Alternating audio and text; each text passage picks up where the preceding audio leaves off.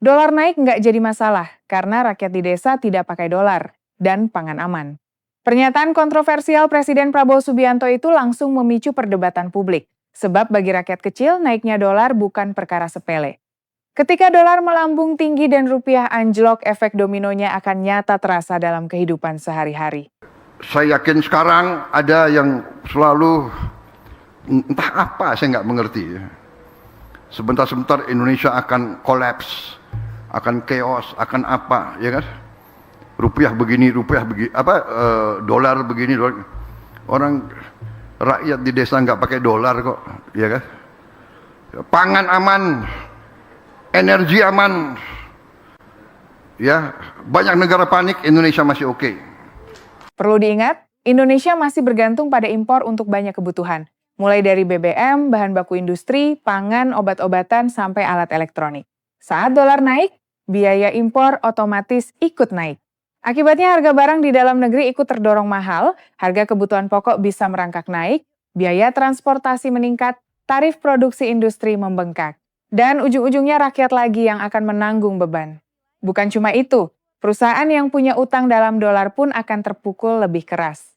Pengusaha mulai melakukan efisiensi, investasi melambat, PHK bisa meningkat karena biaya operasional makin berat. Daya beli masyarakat turun, uang belanja makin terasa kecil, gaji tetap, tapi harga-harga terus naik. Ironisnya, di tengah situasi seperti ini, rakyat justru mendengar pernyataan yang terkesan menganggap kenaikan dolar bukan masalah besar.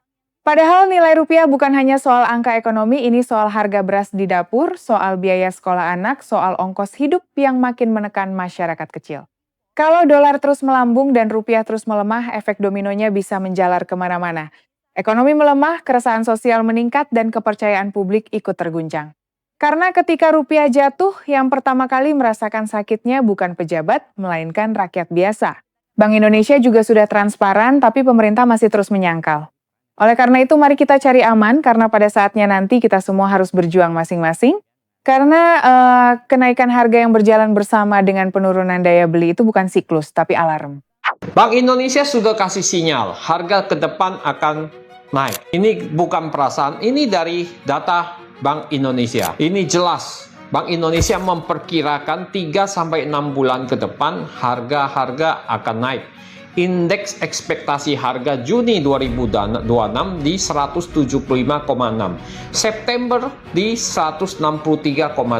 Artinya ke depan barang akan terasa lebih mahal dan ini patut kita apresiasi. BI sudah transparan memberi sinyal sejak awal supaya semua bisa bersiap. Tapi masalahnya bukan cuma di harga.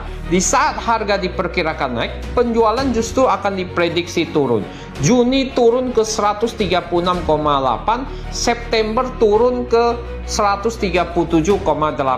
Coba kita pahami, kalau harga naik itu wajar. Kalau konsumsi turun itu juga bisa terjadi. Tapi kalau dua-duanya terjadi bersamaan, harga naik, konsumsi melemah, ini mulai bicara soal daya beli. Memang Maret kemarin masih terlihat kuat, penjualan tumbuh 3,4% secara tahunan, bahkan naik 10,3% secara bulanan. Tetapi itu karena efek Ramadan dan Lebaran. Setelah itu, apa yang akan terjadi? April diprediksi langsung turun 10%. Artinya konsumsi kita masih sangat bergantung pada momentum, bukan karena daya beli yang benar-benar kuat. Padahal kita tahu bahwa ekonomi Indonesia selama ini ditopang oleh konsumsi. Kalau konsumsi mulai melemah, sementara harga naik, ini bukan sekedar siklus biasa. Ini sinyal, tapi ini juga jadi PR besar. Bagaimana menjaga harga tetap stabil dan yang lebih penting menjaga daya beli masyarakat. Karena kalau tidak, pertumbuhan ekonomi hanya terasa di angka tapi tidak terasa di dompet. Menurut Bapak Ibu, ini hanya efek setelah Lebaran atau tanda bahwa daya masyarakat mulai melemah.